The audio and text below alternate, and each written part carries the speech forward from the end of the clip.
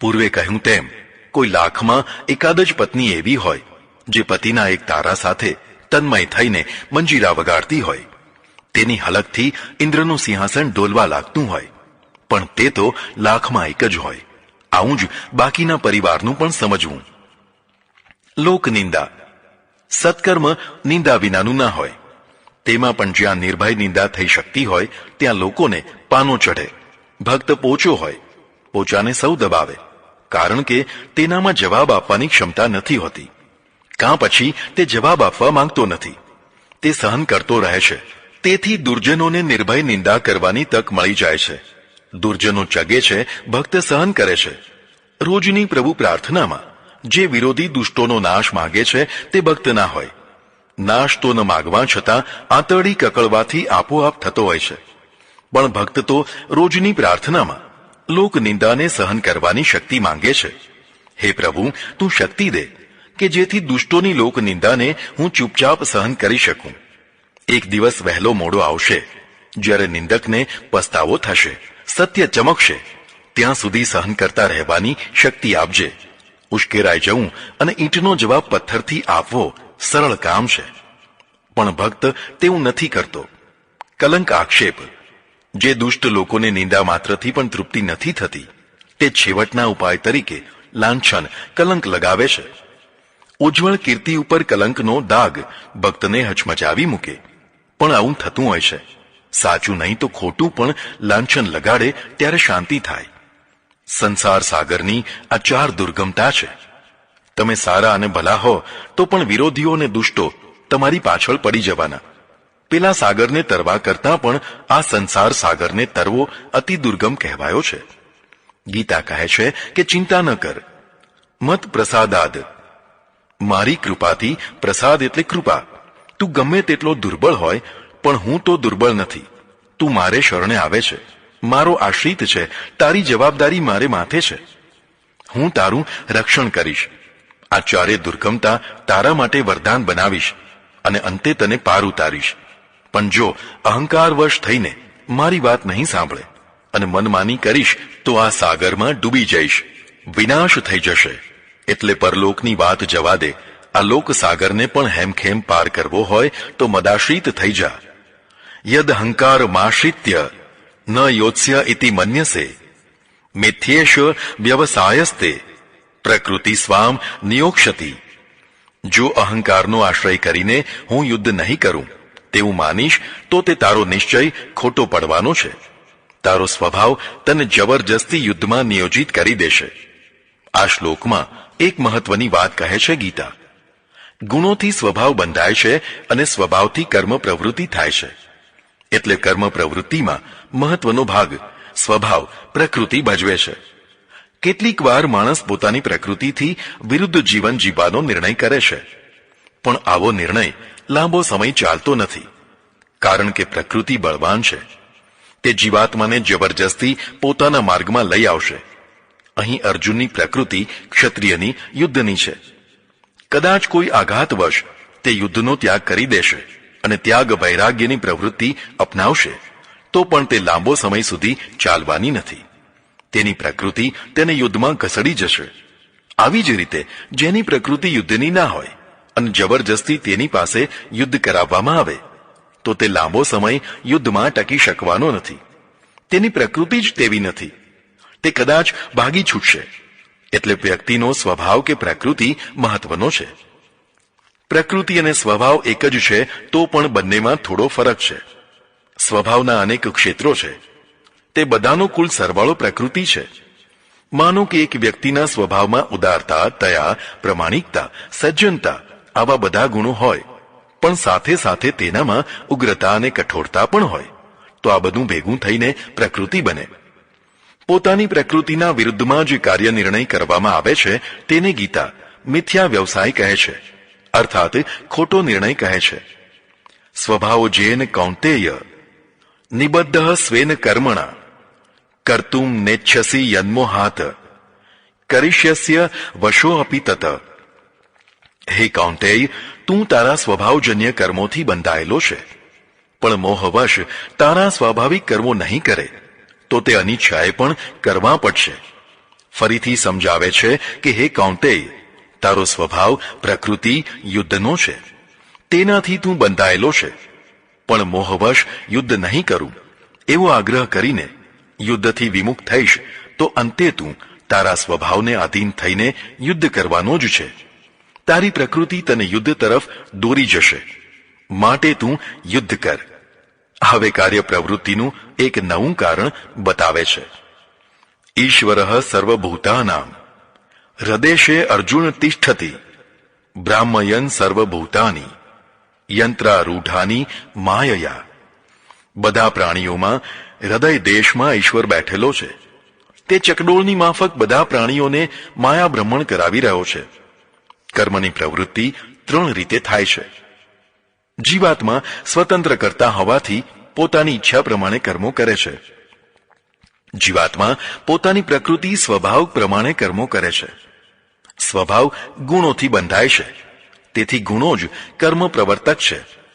ઈશ્વર જ ચગડોળની માફક બધા જીવોને ભ્રમણ કરાવે છે, અર્થાત ઈશ્વરની ઈચ્છા પ્રમાણે જ બધા કર્મો થાય છે. આ 3 મુખ્ય કર્મ પ્રેરક પરિબળો ગીતામાં જગ્યા જગ્યાએ કહેવામાં આવ્યા છે. આ 3 પરસ્પરમાં વિરોધી પરિબળો દેખાય છે. જો જીવાત્મા કર્મ કરવામાં સ્વતંત્ર છે તો પ્રકૃતિની પરાધીનતા કેવી? અને પ્રકૃતિની તો તોય ઠીક, ઈશ્વર ઈચ્છાની પરાધીનતા કેવી? જો બધું જ ઈશ્વર ઈચ્છાથી થાય છે તો પછી જીવાત્માની કર્મ કરવાની સ્વતંત્રતા ક્યાં રહી? જો આ યુદ્ધ ઈશ્વરની ઈચ્છાથી થતું હોય તો અર્જુનની યુદ્ધ વિમુખતા પણ ઈશ્વરની ઈચ્છાથી જ થઈ કહેવાય. તો ઈશ્વરની 2 ઈચ્છાઓ પરસ્પરમાં ટકરાવા લાગે અને વળી પાછા કહેવામાં આવે છે કે ઈશ્વર માત્ર દ્રષ્ટા છે, તે કશું કરતો નથી, માત્ર જોયા કરે છે. જે લોકો અનિશ્વરવાદીઓ છે તેમાંના ઘણા નિયતિવાદી છે, અર્થાત બધું નિર્ધારિત હોય છે તે જ થાય છે. આ વાદમાં પણ જીવાત્માની સ્વતંત્રતા રહેતી નથી. તે જ કરે છે જે તેના માટે નિર્ધારિત થયેલું છે. આમ જીવાત્માનું કર્તૃત્વ અસ્પષ્ટ થઈ જાય છે. જીવાત્માનું કર્તૃત્વ સ્પષ્ટ ન હોય તો પૂરો કર્મવાદ કડદભૂસ થઈ જાય. આવી સ્થિતિમાં આ શ્લોકમાં 2-3 શબ્દો બહુ મહત્વના છે. હૃદય દેશે, ઈશ્વર બધા પ્રાણીઓના હૃદય દેશમાં રહે છે. આ ત્યારે જ બને જ્યારે ઈશ્વર સર્વવ્યાપક હોય. જો તે એક દેશીય હોય, કોઈ ધામ વિશેષમાં જ રહેનારો હોય તો બધા પ્રાણીઓના હૃદય દેશમાં રહે છે તેવું ના બને. એટલે ધામ વિશેષમાં જ ઈશ્વર રહે છે તે વાત યોગ્ય ન કહેવાય. પણ જો ઈશ્વર સર્વવ્યાપક જ હોય તો આખા શરીરમાં હોય, માત્ર હૃદયમાં જ રહે છે તેવું કેમ કહે છે? કેટલાક લોકો એવું સમાધાન કરે છે કે પૂરા શરીરમાં ઈશ્વર વ્યાપક હોવા છતાં તેની પ્રાપ્તિ અને અનુભૂતિ માત્ર હૃદયમાંથી જ થાય છે. તેથી હૃદયમાં રહેનારો કયો છે. જેમ કે પાણી સર્વત્ર છે, હવામાં છે, પૃથ્વીમાં છે. તો પણ કોઈ પૂછે કે પાણી ક્યાં છે તો જવાબ અપાય છે કે પેલા કૂવામાં છે. અહીં કૂવામાં પાણી પ્રત્યક્ષ ઉપલબ્ધ થાય છે, એટલે કૂવો બનાવવામાં આવે છે. આવી જ રીતે પરમેશ્વર બધે જ હોવા છતાં તેની ઉપલબ્ધિ હૃદયમાંથી થતી હોવાથી તેને હૃદય નિવાસી કહ્યો છે. યંત્રારૂઢાની, યંત્ર એટલે ચકડોળ. જેમ ચકડોળમાં બેઠેલા લોકો ચકડોળ ફેરવનારાની યોજના પ્રમાણે ફરે છે, તેમ બધા જીવાત્માઓ પરમાત્માની ઈચ્છા પ્રમાણે વિશ્વ ચકડોળમાં ફર્યા કરે છે. ચકડોળ ફેરવનાર ઈશ્વર છે. તો પ્રશ્ન એ થાય કે પછી જીવાત્માની કર્મ સ્વતંત્રતા ન રહી. જેમ ફેરવે તેમ ફરવાનું. અહીં થોડી વાત સમજવા જેવી છે. ચકડોળમાં બેઠેલો માણસ નિર્ધારિત યોજના પ્રમાણે જ ફરે છે અને તે નિર્ધારણ તેનું પોતાનું નથી. તે ઈચ્છે છે કે ચકડોળ પાછી ફેરવો કે ડાબી જમણી વારો તો તેવું ન થઈ શકે, પણ તે બેઠો બેઠો હાથ પગ લાંબા ટૂંકા કરી શકે, તેમાં વાંધો ન આવે. તે તેની સ્વતંત્રતા કહેવાય. આવું જ જીવાત્માનું પણ કહેવાય. આખું વિશ્વ એક યોજના પ્રમાણે ચકડોળમાં ઘૂમી રહ્યું છે. કોઈ જીવાત્મા ઈચ્છે તો પણ સૂર્યોદયને રોકી ન શકે અથવા સૂર્યાસ્તને અટકાવી ન શકે. વરસાદ, ધરતીકંપ, આંધી વગેરે બધી જ પ્રાકૃતિક ક્રિયાઓ યોજનાપૂર્વક થઈ રહી છે. તેને રોકી કે અટકાવી ન શકાય. પણ જીવાત્મા વીજળી પેદા કરી શકે, રાતના અંધારાને પ્રકાશમાં બદલી શકે. આ તેની સ્વતંત્રતા છે. તે ધરતીકંપ, આંધી, તોફાન વગેરેને રોકી ન શકે, પણ તેનાથી બચવાના ઉપાયો કરી શકે. આ તેની કાર્ય સ્વતંત્રતાની સીમા કહેવાય. પણ આ તો પ્રાકૃતિક કાર્યોની વાત થઈ. માનવીય કાર્યોમાં તે કેટલો સ્વતંત્ર! તે ઘર બનાવી શકે, ખેતી વ્યાપાર ઉદ્યોગ કરી શકે, વિમાન ઉડાડી શકે. આવું બધું તો તે કરી શકે, પણ મૃત્યુને ન ટાળી શકે. મૃત્યુ આગળ તે લાચાર છે. આ તેની પરાધીનતાની સીમા કહેવાય.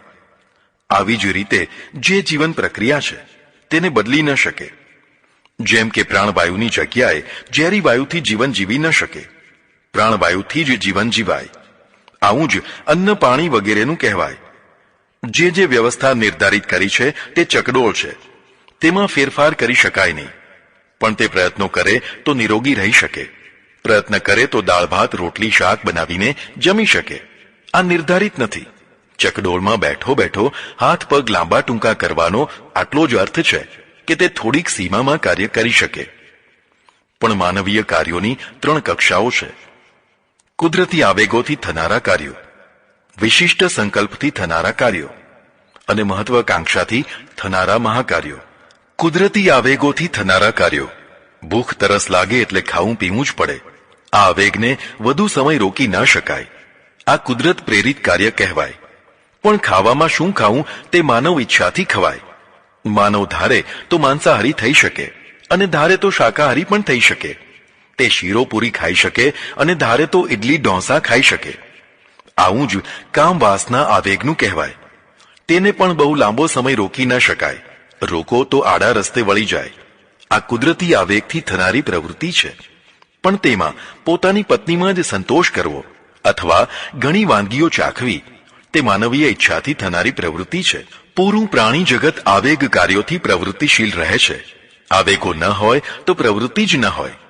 વિશિષ્ટ સંકલ્પથી થનારા કાર્યો. પ્રાણી સૃષ્ટિમાં માનવ સૃષ્ટિ જુદી તરી આવે છે. તે આવેગો સિવાયની પણ પ્રવૃત્તિઓ કરે છે. જેમ કે મકાન બાંધવું, સંબંધો બાંધવા, કપડાં પહેરવા, વાહનો ચલાવવા વગેરે. વિશિષ્ટ ઈચ્છાથી આવા કાર્યો થયા કરતા હોય છે.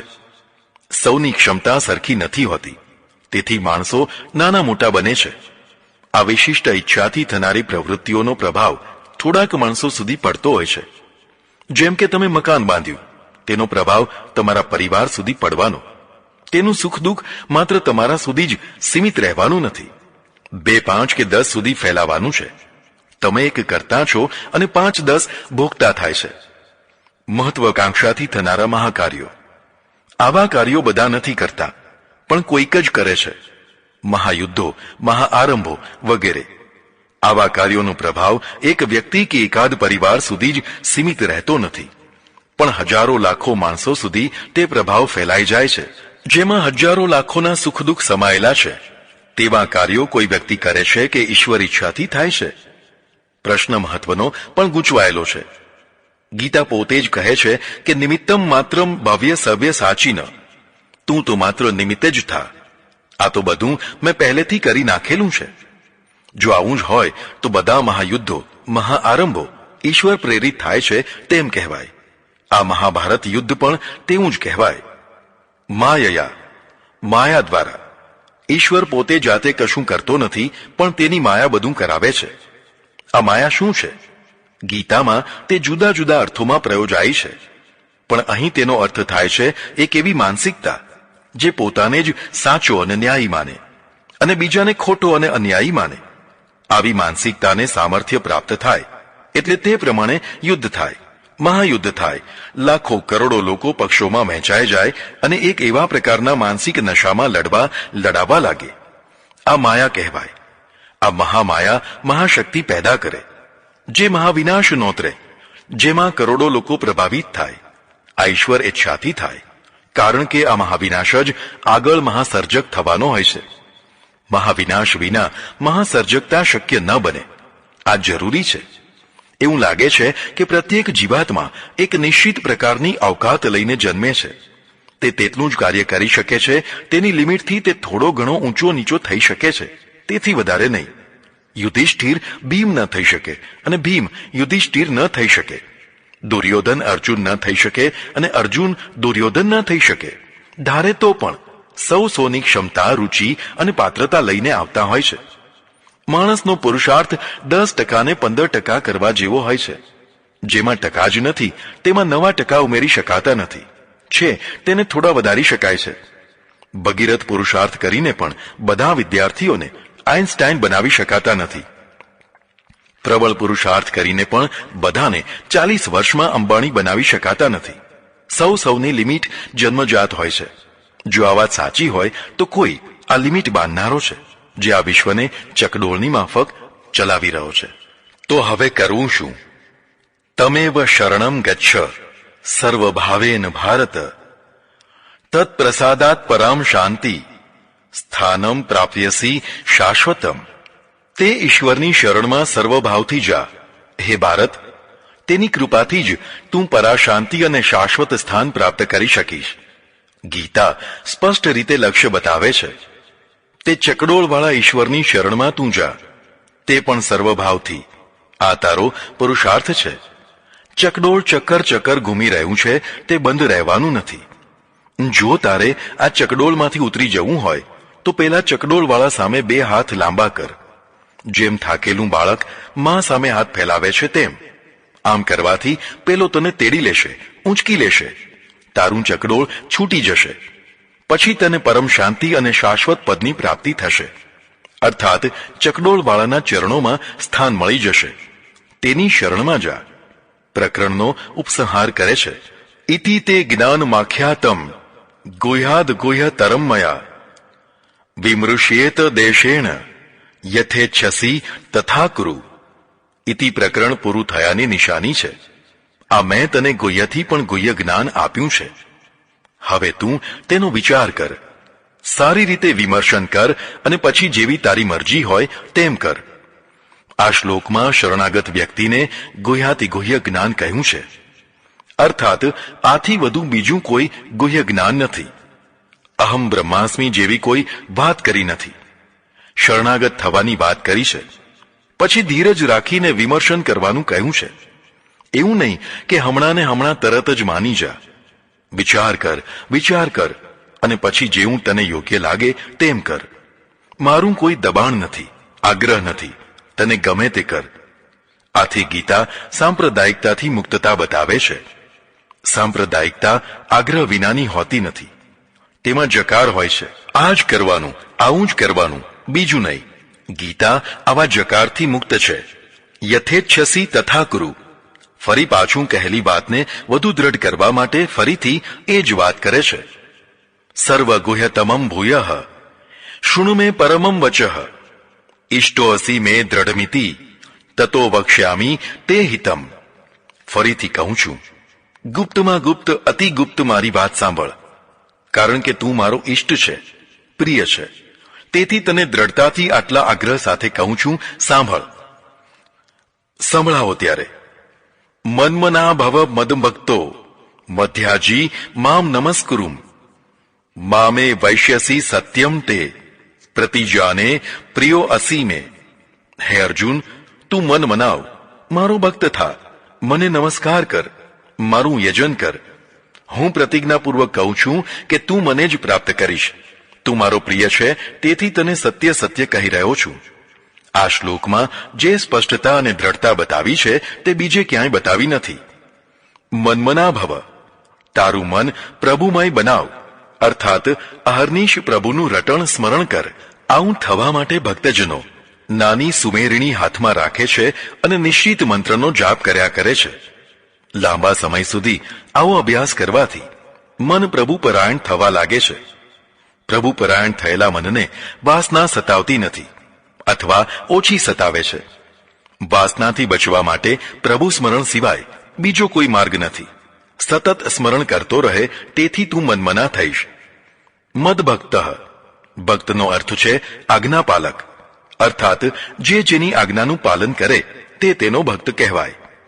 પરમેશ્વરને પરમ સ્વામી તરીકે સ્વીકારી લીધા પછી તેની આજ્ઞાનું પાલન કરવું જરૂરી છે. શ્રદ્ધા અને પ્રેમથી આજ્ઞા પાલન કરનારને કદી ભાર નથી લાગતો.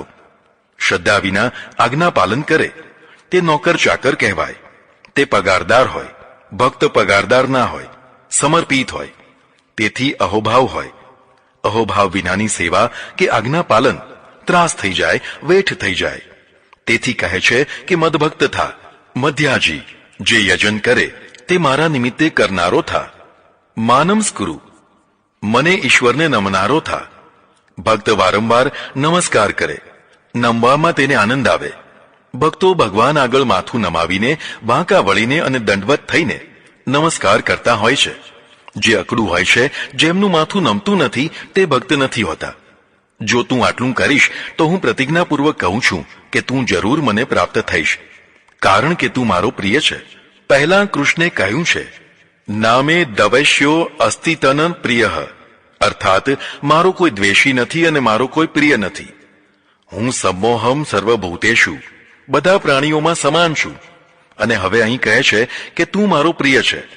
તેથી આ ગુહ્ય જ્ઞાન તને આપું છું. ભગવાનને પણ પ્રિયતા હોય જ. ભગવાન લાગણીહીન ન હોય. ભગવાન પોતે પ્રેમ સ્વરૂપ છે. પ્રેમ એ જ પરમાત્મા છે. વિતરાગનો અર્થ લાગણીહીનતા હોય, તો તેવા ભગવાનને દૂરથી જ નમસ્કાર કરવા સારા. મીરા, નરસિંહ અને ચૈતન્યનો ભગવાન તો પ્રેમ તરબોળ છે. તેથી ભગવાનને કદી પણ પ્રેમહીન કહેવાનું પાપ ન કરવું જોઈએ. તું પ્રેમ કા સાગર હૈ.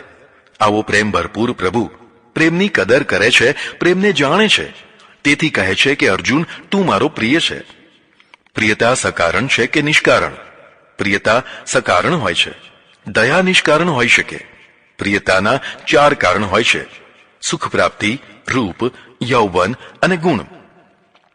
સુખ પ્રાપ્તિ, જે કોઈ જડ કે ચેતન વસ્તુથી મનુષ્યને સુખ પ્રાપ્ત થતું હશે તેના પ્રત્યે તેને પ્રિયતાનો ભાવ થશે, અને દુઃખ પ્રાપ્ત થતું હશે તેના પ્રત્યે અપ્રિયતાનો ભાવ થશે. સૌને સુખ પહોંચાડનારો સૌનો પ્રિય થઈ જતો હોય છે, અને સૌને દુઃખ પહોંચાડનાર સૌનો અપ્રિય થઈ જતો હોય છે. રૂપ, રૂપથી પ્રિયતા થતી હોય છે. આ પ્રિયતા દીવાના કક્ષાની પણ હોઈ શકે છે, જેને રૂપ દીવાનો કહેવાય છે. આવી પ્રિયતા વિશ્વાસપાત્ર નથી હોતી. રૂપ ઉતરતા જ પ્રિયતા ઉતરી જતી હોય છે, અથવા નવા નવા રૂપ જોઈને નવા નવા પાત્રો બદલતી હોય છે. કેટલીક વાર રૂપથી ઉતરેલી પ્રિયતા ભયંકર દ્વેષમાં બદલાઈ જતી હોય છે. નાક કાપવું, તેજાબ છાંટવો, બદનામ કરવું, બ્લેકમેલ કરવું, આ બધું વિકૃત પ્રિયતાના લક્ષણ કહેવાય. આવા વિકૃત માનસવાળાને તેની રીતે જવાબ આપવો જોઈએ. નાકના બદલે નાક કાપવું, તેજાબના બદલે તેજાબ નાખવો, તે યોગ્ય દંડ કહેવાય. જે રીતે શક્ય હોય તે રીતે દંડ જરૂર દેવો. આ બહાદુરી કહેવાય, જેથી ખોડ ભૂલી જાય. જોબન, જોબનની પ્રિયતા પણ રૂપ જેવી જ છે. કેટલીક વાર રૂપ અને જોબન બંને સાથે હોય તો કેટલીક વાર રૂપ વિનાનું જોબન હોય. આ પ્રિયતા પણ વિશ્વાસપાત્ર નથી. જોબન ઢળતા જ ઢળી જતી હોય છે. આ પ્રિયતા પણ વાનગીઓ બદલતી રહે છે, તેથી સ્થાયિત્વ નથી રહેતી. ગુણ પ્રિયતા, આ ખરી પ્રિયતા છે. વ્યક્તિના સદગુણોને જોઈને તેના પ્રત્યે પ્રિયતા જાગે. ભલે તે ધન, રૂપ કે યૌવનમાં ઓછું પાત્ર હોય, પણ ગુણોથી ભરપૂર હોય તો તે ગુણપ્રિયતા કહેવાય. ગુણીજનોને જ ગુણપ્રિયતા હોય છે, ન ગુણાને નથી હોતી. અને બધા ગુણોમાં સૌથી મોટો ગુણ વફાદારીનો છે. પ્રાણાંતે પણ તે વફાદારી ના ચૂકે તેવી પ્રિયતામાં સ્થાયિત્વ અને એકત્વ હોય છે. તેની ચરમ કક્ષા સુખ કરતા દુઃખમાં વધુ પ્રગટતી હોય છે. અર્જુનમાં આ બધું છે, તેથી કૃષ્ણને પ્રિય લાગે છે. ભક્ત કદી નગુણો ના હોય. ભગવાન ગુણ ગુણનો ભંડાર છે, તો ભક્ત પણ ગુણોનો ભંડાર છે. તેથી બંનેનો મેળ જામે છે. ગીતામાં કેટલીક વાર ભગવાન પ્રતિજ્ઞાપૂર્વક વાત કરે છે. અહીં પણ પ્રતિજ્ઞાપૂર્વક કહે છે કે પ્રતિજાને, અર્થાત પ્રતિજ્ઞાપૂર્વક કહું છું કે તું અવશ્ય મારામાં પ્રવિષ્ટ થઈ શકીશ, પણ મનમના ભાવ થાય તો. હવે ગીતાનો બહુ પ્રસિદ્ધ શ્લોક કહે છે, સર્વધર્માન પરિત્યજ્ય મામેકમ શરણમ વ્રજ, અહમ ત્વા સર્વ પાપેભ્યો મોક્ષયિષ્યામિ મા શુચઃ. બધા અધર્મોને છોડીને તું મારા એકની શરણમાં આવી જા. તું શોક ન કર, હું તને બધા પાપોથી મુક્ત કરી દઈશ. શરણાગતિ ભક્તિનો આ બીજો પ્રસિદ્ધ શ્લોક છે. આ શ્લોકમાં સર્વધર્માન શબ્દનો બધા ધર્મોને છોડીને એવો બધા અર્થ કરે છે, પણ તે યોગ્ય નથી લાગતો. જે ગીતા પગલે પગલે ધર્મની સ્થાપનાની વાત કરે, તે ગીતા ધર્મ છોડવાની વાત ન કરે. ધર્મ છોડવાનો હોય તો પછી અધર્મ જ ગ્રહણ કરવાનો થાય. અધર્મ ગ્રહણ કરનારો ભગવાનનો શરણાગત થઈ જ ન શકે. કેટલાક લોકો ધર્મ શબ્દનો અર્થ દેહ ધર્મ, ઇન્દ્રિય ધર્મ વગેરે કરે છે, તે પણ યોગ્ય નથી. દેહ ધર્મ છોડવો હોય તો પણ છોડાય નહીં. ભૂખ, તરસ વગેરે કુદરતી આવેગો દેહ સાથે જોડાયેલા છે, તે તો રહેતા જ હોય છે. કેટલાક લોકો વર્ણ ધર્મ એટલે કે ક્ષત્રિય ધર્મ છોડવાની વાત કરે છે, તે પણ યોગ્ય નથી. ક્ષાત્ર ધર્મ છોડવા તો અર્જુન પોતે જ તૈયાર થયો હતો, તેથી તો તેણે શસ્ત્ર ત્યાગ કરી દીધો હતો. ગીતા તેને ક્ષાત્ર ધર્મમાં નિયુક્ત થવા માટે જ્ઞાન આપી રહી છે. એટલે ક્ષાત્રાદિ ધર્મોનો ત્યાગ પણ યુક્ત નથી. કેટલાક લોકો દેહાધ્યાસ છોડવાની વાત કરે છે, તે પણ યોગ્ય નથી. ખરેખર તો દેહાધ્યાસ જ નથી. હું પદનો પ્રયોગ દેહ સાથે જ થતો હોય છે.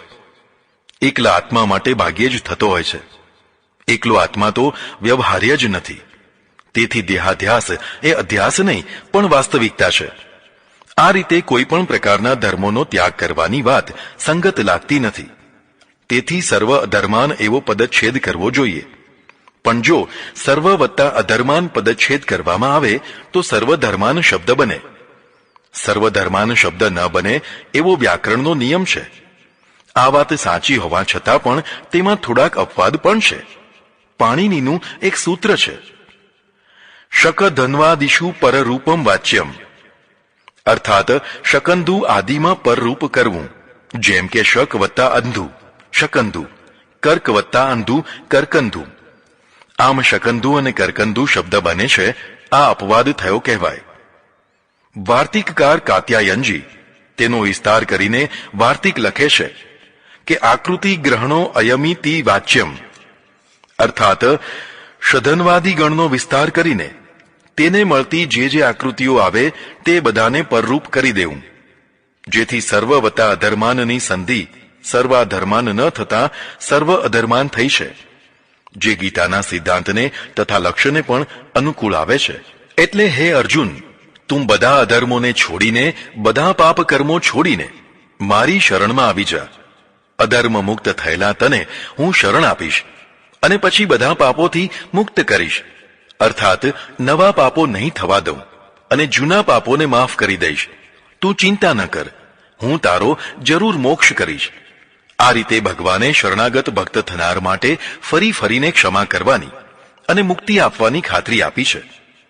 આટલું કહ્યા પછી હવે ગીતાનો ઉપસંહાર થઈ રહ્યો છે. ઇદમ તે નાત પસ્કાય ના ભક્તાય કદાચન ન ચાશુ શુષવે વાચ્યમ ન ચ મામ યો અભ્યસૂયતિ. આ ગીતા જ્ઞાન જે તપસ્વી ના હોય, જે ભક્ત ના હોય, જે સેવા શુશ્રૂષા કરનાર ના હોય, જે મારી નિંદા કરતો હોય, તેને સંભળાવીશ નહીં. ગીતા જ્ઞાનની અપાત્રતા બતાવે છે. જે તપસ્વી ન હોય, તપસ્વી એટલે તિતિક્ષા ભર્યું જીવન ન જીવતો હોય. તિતિક્ષા એટલે દ્વંદ્વોને સહન કરવું, તે સુખ દુઃખ, હાનિ લાભ, જય પરાજય, શીતોષ્ણ, હર્ષશોક વગેરે દ્વંદ છે. તેને જે સહન કરે છે તે આવું તિતિક્ષા ભર્યું જીવન જીવતો હોય તે તપસ્વી કહેવાય. તે ન કરી શકતો હોય તે અતપસ્વી કહેવાય. ના ભક્તાય, જે ભગવાનનો ભક્ત ન હોય, અર્થાત જે શ્રદ્ધાળુ ના હોય. ભક્તિ શ્રદ્ધાનું પ્રતીક છે. જે શ્રદ્ધાહીન હોય તેને આ ગીતા જ્ઞાન સંભળાવવું નહીં. ન ચાશુ શુષવે વાચ્યમ. શુશ્રૂષા એટલે સેવા. જે સેવા ન કરતો હોય, જે દીન દુખી લાચાર વૃદ્ધજનોની સેવા ન કરતો હોય, તેને આ ગીતા જ્ઞાન સંભળાવવું નહીં. અસૂયતિ, જે મારી પરમેશ્વરની નિંદા કે દ્વેષ કરતો હોય, આ ચાર નકારાત્મક દોષો જેનામાં હોય, તેને આ ગીતા જ્ઞાન સંભળાવવું નહીં. અર્થાત તે અધિકારી નથી. હવે આ ચારેને સકારાત્મક બનાવી દો તો તે અધિકારી થઈ જાય. અર્થાત જે તપસ્વી હોય, જે ભક્ત હોય, જે સેવા પરાયણ હોય અને જે પ્રભુ પ્રશંસક હોય, તેને આ ગીતા જ્ઞાન સંભળાવવું. જ્ઞાનની પાત્રતા હોય છે. અહીં જે પાત્રતા અપાત્રતા બતાવે છે તે ગુણલક્ષી છે, વર્ણલક્ષી નથી. અર્થાત જે માત્ર બ્રાહ્મણ જ હોય તે જ આ ગીતા જ્ઞાનનો અધિકારી છે. જે શૂદ્ર હોય તે અધિકારી નથી, તેવું નથી. માનો કે નિષિદ્ધ લક્ષણોવાળા માણસને ગીતા જ્ઞાન સંભળાવવામાં આવે તો શું થાય? તો અનર્થ થાય. બધા ધર્મોના બધા શાસ્ત્ર ગ્રંથો સાથે શ્રદ્ધા તત્વ જોડેલું અનિવાર્ય તત્વ હોય છે. શ્રદ્ધાથી સકારાત્મકતા પેદા થાય છે, અશ્રદ્ધાથી નકારાત્મકતા પેદા થાય છે. નકારાત્મક દ્રષ્ટિકોણ જીવનને સાર્થક બનાવતો નથી. નકારાત્મકતા દોષ પ્રધાન હોય છે. તેથી ગીતા સાવધાન કરે છે કે આ ઔષધ તેને જ આપવું જે પથ્ય પાળતો હોય. જે કુપથ્ય સેવન કરતો હોય તેને ઔષધ અપાય નહીં. કદાચ આપો તો પણ તેનું સારું પરિણામ આવે નહીં. હવે તેની સાર્થકતા બતાવે છે. ય ઇદમ પરમમ ગુહ્યમ મદ ભક્તે શ્વભિધાસ્યતિ ભક્તિ મયી પરામ કૃત્વા મામે વૈશ્ય ત્વ સંશય. જે આ ગુહ્ય જ્ઞાન મારા ભક્તોમાં વિતરિત કરશે તે મારી પરાભક્તિ કરીને અંતે મને જ પ્રાપ્ત કરશે. આ મહાત્મ્ય છે.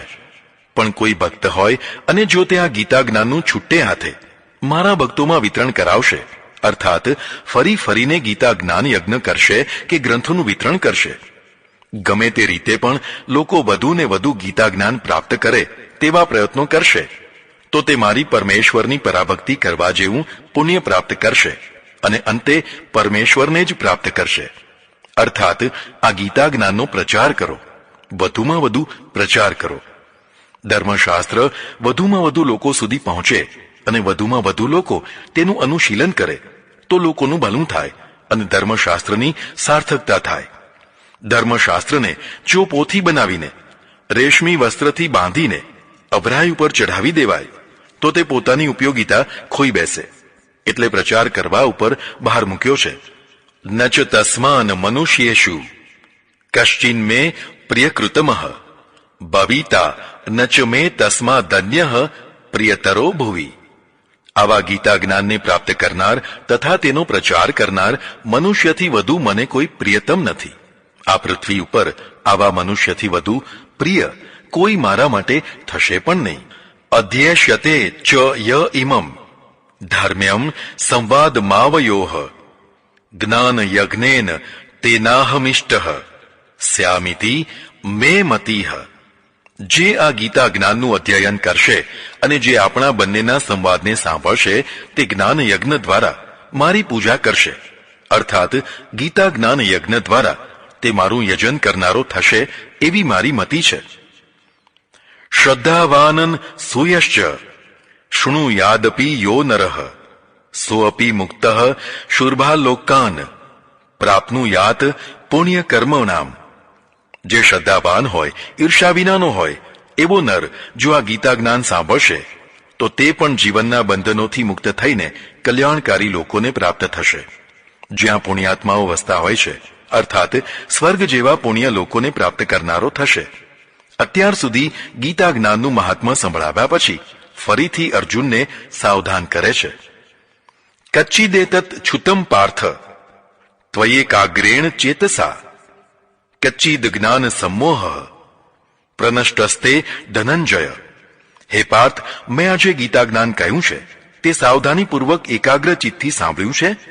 શું અજ્ઞાનથી ઉત્પન્ન થયેલો તારો મોહ નષ્ટ થયો? હે ધનંજય, ભગવાન પોતાના પ્રયત્નનો ફલિતાર્થ જાણવા માંગે છે. મારો શ્રમ નકામો તો નથી ગયો ને? અર્જુન ઉવાચ નષ્ટો મોહ સ્મૃતિર્લબ્ધા ત્વત પ્રસાદ અન્મયાચ્યુત સ્થિતો અસ્મિ ગત સંદેહ કરીષ્યે વચનમ તવ. હે અચ્યુત, મારો મોહ નષ્ટ થયો અને મને તમારી કૃપાથી મારી સ્મૃતિ લબ્ધ થઈ. હવે હું સંદેહ રહિત થઈને સ્થિર થયો છું, એટલે તમારા કહ્યા પ્રમાણે કરીશ. આ શ્લોકમાં ગીતા જ્ઞાનની ચરિતાર્થતા બતાવવામાં આવી છે. નષ્ટો મોહ. અર્જુને સ્વીકાર કર્યું કે તેને મોહ થયો હતો. મોહના 3 પ્રકાર છે: વસ્તુ મોહ, વ્યક્તિ મોહ અને મનમોહ. વસ્તુ મોહ. કોઈ વસ્તુ તમને ગમી જાય, અત્યાધિક ગમી જાય, તેને પ્રાપ્ત કરવા તમે ગમે તે પાપ કરવા પણ તૈયાર થઈ જાઓ તો તે મોહ કહેવાય. જેમ કે ઘર, ગાડી, દર, દાગીના વગેરે. મોહ આંધળો હોય છે, તેથી તે અનર્થકારી પરિણામને જોઈ શકતો નથી. અને મોહ કદી દ્વેષ વિનાનો હોતો નથી. દ્વેષ કદી શત્રુતા વિનાનો હોતો નથી. આમ અનિષ્ટોની પરંપરા સર્જાય છે. જેને કોઈ વસ્તુની ઈચ્છા નથી થતી તે નિર્મોહી છે, અથવા જેને ધર્મ પ્રમાણે ઈચ્છા થાય છે તે નિર્દોષ છે. નિર્મોહી ન થવાય તો કાંઈ નહીં, નિર્દોષ તો થઈ શકાય. વ્યક્તિ મોહ. વસ્તુ મોહ કરતાં વ્યક્તિ મોહ વધુ પ્રબળ હોય છે. કોઈ માણસ ગમી ગયું, હવે તેને પ્રાપ્ત કરવા ગમે તે પાપ કરવા પણ માણસ તૈયાર થઈ જાય છે. તેનું પરિણામ મહાવિનાશ હોય તો પણ તે અટકતો નથી. તે વ્યક્તિ મોહ છે. પરસ્ત્રી કે પરપતિ પ્રત્યે મોહ થવો તેને વ્યક્તિ મોહ કહેવાય. પોતાની પત્ની કે પોતાના પતિ પ્રત્યે પણ જો મોહ થાય તો કર્તવ્ય ભ્રષ્ટતા આવે. જેમ કે પૃથ્વીરાજ ચૌહાણને પોતાની રાણી સંયુક્તા પ્રત્યે એટલો મોહ થયો કે શત્રુ શાહબુદ્દીન ઘોરી દિલ્હી ચઢી આવ્યો તો પણ સંયુક્તા સાથેના રાગ રંગમાંથી પૃથ્વીરાજ નિવૃત્ત ન થઈ શક્યો. તે કશી તૈયારી ન કરી શક્યો. આ પત્ની મોહ કહેવાય. મોહ કર્તવ્ય ભ્રષ્ટ કરાવે. તેથી તેને આંધળો કહ્યો છે. વ્યક્તિને પોતાનો જ વિનાશ દેખાતો નથી. આ આંધળો કહેવાય. મનમોહ આ સૌથી વધુ ભયંકર મોહ છે. વ્યક્તિને પોતાના મન પ્રત્યે એટલો તીવ્ર મોહ થઈ જાય કે તેને તે જ સત્ય લાગે. બીજે ક્યાંય સત્ય દેખાય જ નહીં. આવી વ્યક્તિ ધાર્મિક હોય તો પણ મહા અનર્થ કરી બેસતી હોય છે. મનમોહના ફરી પાછા 3 પ્રકાર છે. મારો મત જ સત્ય છે, બીજા બધા અસત્ય છે અને બીજા કોઈને જીવવાનો હક નથી. તેમનો નાશ કરવો એ પુણ્ય કાર્ય છે. આ મનમોહની ભયંકરતા છે. જે લોકો ચુસ્ત ધાર્મિક હોય છે તે અસહિષ્ણુ હોય છે. જે લોકો કટ્ટર ધાર્મિક હોય છે તે વિનાશક હોય છે. અર્થાત તે બીજા ધર્મનો નાશ કરવા માંડ્યા રહેતા હોય છે. આવું જ ધર્મ સિવાયના ક્ષેત્રોમાં પણ થઈ શકે છે. પણ બીજા ક્ષેત્રોની મનમોહતા આટલી ભયંકર નથી હોતી.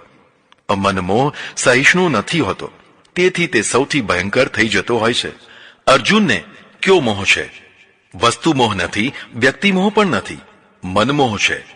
તેણે અધર્મને ધર્મ અને ધર્મને અધર્મ માની લીધો છે. તેથી તે કર્તવ્ય ભ્રષ્ટ થવા તૈયાર થયો છે. તેને કર્તવ્ય પરાયણ બનાવવા જ આ ગીતા રચાય છે. માનો કે અર્જુને યુદ્ધ ન કર્યું હોત તો પાડોશી શત્રુ દેશ ભારત ઉપર ચઢી આવે અને આપણો સેનાપતિ યુદ્ધ ન કરે તો શું થાય? આવી દશા અર્જુનની થઈ હતી. તેને શસ્ત્ર ત્યાગ કરી યુદ્ધ નહીં કરું એવી ઘોષણા કરી દીધી હતી. અને તે પણ અહિંસાના ઉચ્ચ આદર્શોના બહાને. ઉચ્ચ આદર્શો ગમે તેટલા મહાન હોય તો પણ જો તે કર્તવ્ય ત્યાગ કરાવતા હોય તો તે અનર્થકારી થઈ શકે છે. હીન આદર્શો વાળાને સુધારવો કદાચ સરળ બને, પણ ઉચ્ચ આદર્શો દ્વારા કર્તવ્ય ત્યાગી થયો હોય તેને સુધારવો અતિ કઠિન થઈ જાય. ગીતા જ્ઞાન પણ કદાચ ઓછું પડે. મોટા ભાગે ગૃહ ત્યાગીઓમાંથી ઘણા કર્તવ્ય ત્યાગીને ત્યાગી થયા હોય છે. તેમના ઉચ્ચ આદર્શોની છાયામાં કર્તવ્ય ત્યાગના દોષો ઢંકાઈ જતા હોય છે. અર્જુન પણ ઉચ્ચ આદર્શના પ્રભાવમાં કર્તવ્ય ત્યાગી થવા તત્પર થયો હતો. સારું થયું કે તેને કૃષ્ણ મળ્યા. બધાને કૃષ્ણ મળતા નથી હોતા. અર્જુનને હવે સમજાયું કે એ મારો મોહ હતો, જે હવે તમારી કૃપાથી નષ્ટ થયો છે. ગીતાનો મૂળ હેતુ મોહનાશનો જ છે, જે પૂરો થયો કહેવાય. પણ અર્જુન એક વધારાની વાત પણ ઉમેરે છે, સ્મૃતિર્લબ્ધા. સ્મૃતિ શું વસ્તુ છે તે જાણવા આપણે પાછળ જવું પડશે. ધ્યાયતો વિષયાન પુંસઃ સંગસ્તેષુ પજાયતે સંગાત સંજાયતે કામ કામાત ક્રોધો અભિજાયતે ક્રોધાદ ભવતિ सम्मोह सम्मोहात स्मृति विभ्रमः स्मृति भ्रंशात बुद्धिनाशो बुद्धिनाशात प्रणश्यति. આ શ્લોકોમાં સ્મૃતિ તત્વ બતાવ્યું છે. सम्मोहात स्मृति विभ्रमम, સ્મૃતિ ભ્રંશાદ બુદ્ધિનાશો અને બુદ્ધિનાશાત પ્રણશ્યતિ. અર્થાત સમોહથી સ્મૃતિનો વિભ્રમ અને પછી તેનો નાશ થાય છે. પૂરી વિનાશ પ્રક્રિયા બતાવી છે. એટલે સ્મૃતિ શબ્દનો અર્થ કરવાનો છે પોતાપણાની યાદગીરી, પોતાના કર્તવ્યનું ભાન. અર્જુન પોતાપણાને ભૂલીને પોતાનું કર્તવ્ય ભૂલ્યો હતો. તે હવે તેને યાદ આવ્યું, હું ક્ષત્રિય છું, સેનાપતિ છું, યુદ્ધ કરવા આવ્યો છું અને યુદ્ધ કરવું એ મારું કર્તવ્ય છે. કર્તવ્યમાં 2 મહત્વના ભેદ છે. જે કરવા ન કરવાથી માત્ર એકાદ વ્યક્તિ સુધી જ તેની અસર થાય તે વધુ કર્તવ્ય, અને જે કરવા ન કરવાથી હજારો લાખો માણસો સુધી અસર થાય તે મહાકર્તવ્ય. અર્જુન મહાકર્તવ્ય લઈને આવ્યો હતો, પણ સ્મૃતિ ભ્રંશ થવાથી તે ભૂલી ગયો. તે હવે તેને યાદ આવી એટલે કહે છે કે નષ્ટો મોહ સ્મૃતિર્લબ્ધા. પ્રસાદાન. આ માત્ર ને માત્ર પ્રભુ કૃપાથી જ થયું છે, એટલે કહ્યું છે કે ત્વત પ્રસાદાત. જે પ્રાપ્તિ પુરુષાર્થથી ન થઈ હોય છતાં થઈ હોય તે કાં તો ભાગ્યથી થઈ હોય કાં પછી ઈશ્વર કૃપાથી થઈ હોય. ભક્તિ માર્ગમાં ઈશ્વર કૃપાનું સર્વાધિક મહત્વ છે, તેથી બધો યશ ઈશ્વરને જ અપાય. અચ્યુત. જે વિચારોમાં, સિદ્ધાંતોમાં, કર્તવ્યોમાં ડગે નહીં તેને અચ્યુત કહેવાય. શ્રી કૃષ્ણ અચ્યુત છે, મક્કમ છે, તેથી તો ગીતા જ્ઞાન અમર જ્ઞાન થઈ શક્યું છે. હવે છેલ્લે જણાવે છે, સ્થિતો અસ્મિ ગત સંદેહ કરીશ્યે વચનમ તવ. મારા બધા સંદેહ નષ્ટ થઈ ગયા છે. હવે તો જેમ આપ કહેશો તેમ જ કરીશ. પહેલા જીવાત્મા પોતાની ઈચ્છા પ્રમાણે જીવતો હોય છે. ઈચ્છા પૂરી કરવા મથતો હોય છે. પૂરી ન થાય તો દુઃખી થતો હોય છે. પણ ગીતા જ્ઞાન પ્રાપ્ત થયા પછી કરીશ્યે વચનમ તવની સ્થિતિ પ્રાપ્ત થાય. હવે મારી ઈચ્છા નહીં, તમારી ઈચ્છા પ્રમાણે જ જીવીશ. આ ગીતાનો ફલિતાર્થ કહેવાય. શ્રી કૃષ્ણ અને અર્જુનનો આ સંવાદ દૂર બેઠો બેઠો સંજય સાંભળતો હતો અને સંજય ધૃતરાષ્ટ્રને સંભળાવતો હતો.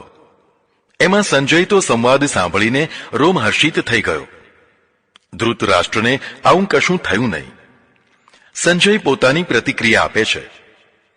ઇત્યહમ વાસુદેવસ્ય પાર્થસ્ય ચ મહાત્મનઃ સંવાદમિમં શ્રોષમદભૂતમ રોમહર્ષણમ. હે ધૃતરાષ્ટ્ર, આ રીતે મેં ભગવાન વાસુદેવ અને મહાત્મા અર્જુનનો સંવાદ સાંભળ્યો, તેથી મારા આખા શરીરે રોમહર્ષ થઈ રહ્યો છે.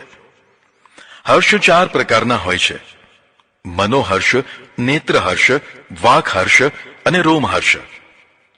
મનોહર્ષ કોઈ સુખદાયી વાત સાંભળીને કે જોઈને કે અનુભવીને જે હર્ષ મનમાં થાય તે મનોહર્ષ કહેવાય.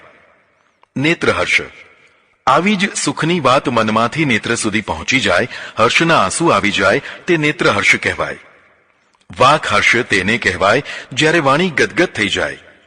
રોમહર્ષ ત્યારે કહેવાય જ્યારે શરીરના બધા રોમ ખીલી ઉઠે, વ્યક્તિ રોમાંચિત થઈ જાય. આ હર્ષની પરાકાષ્ઠા કહેવાય. સંજય કહે છે કે હે ધૃતરાષ્ટ્ર, કૃષ્ણ અને અર્જુનનો સંવાદ સાંભળીને મને રોમહર્ષ થઈ રહ્યો છે. મારું રોમે રોમ પુલકિત થઈ રહ્યું છે. આવો સંવાદ મેં કદી સાંભળ્યો નથી. હું ધન્ય ધન્ય થઈ ગયો. વ્યાસ પ્રસાદાચ્યુતવાને તદ ગુહ્યમહમ પરમ યોગમ યોગેશ્વરાત કૃષ્ણાત સાક્ષાત કથયતઃ સ્વયં. ભગવાન વ્યાસજીની કૃપાથી આ ગુહ્યતમ યોગ પરમ જ્ઞાનને હું સાંભળી શક્યો છું, જે બધા યોગોના યોગેશ્વર સાક્ષાત ભગવાન કૃષ્ણના મુખેથી મને સાંભળવાનું મળ્યું છે. વ્યાસ પ્રસાદાત.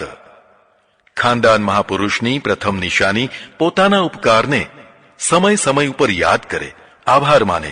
સંજય માટે આ શક્ય જ ન હતું.